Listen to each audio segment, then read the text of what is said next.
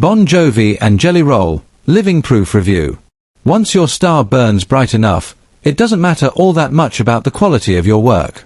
BonJovi released a miserable album, Legendary, which played up the tones which made him a legendary figure at pub discos and quiz shows on forgotten terrestrial television. LivingProof, a song which slots JellyRoll into the studio for an attempted punch at modern relevancy, is agonizing.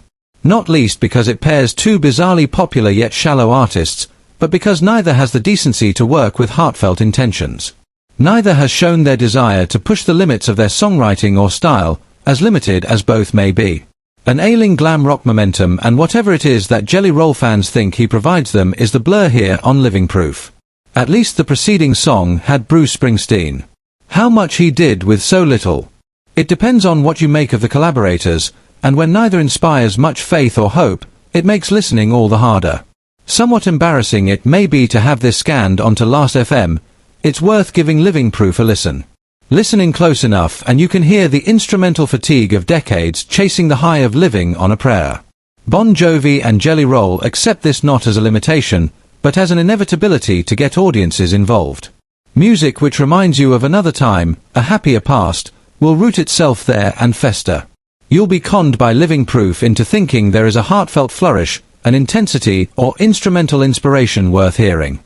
There is no such experience. Painful even for a few seconds, stagger through to the end of LivingProof and you'll be stronger than most. Achingly tiresome glam rock structures, which were expanded on by the band's BonJovi influenced. Their inability to change with the times means they, at best, sound fusty and dated. A shame to waste a decent voice. BonJovi still has a decent vocal range but seems uninterested in entertaining the twilight years. He says it himself, he has nothing else to prove and is living proof of success. Selling records is no sign of success, just popularity. Donny Emerson sold 5 records and did more for music than BonJovi or JellyRoll. LivingProof is a fascinating car crash. It's the religious flavors of JellyRoll crushed into the soft tempo, inevitably steady instrumentals of this predictable pop slop. Living proof of what, exactly? That's the missing link here. Roll and Jovi may be a popular double but their impact, their influence, is not felt in circles of sincerity or interest. At its best, LivingProof is passable, plodding rock which will be solid filler for road trips without an end in sight. But for those at home, or those wanting to hear what the new generation of chart-topping songwriter can offer that of old, it's a grating experience.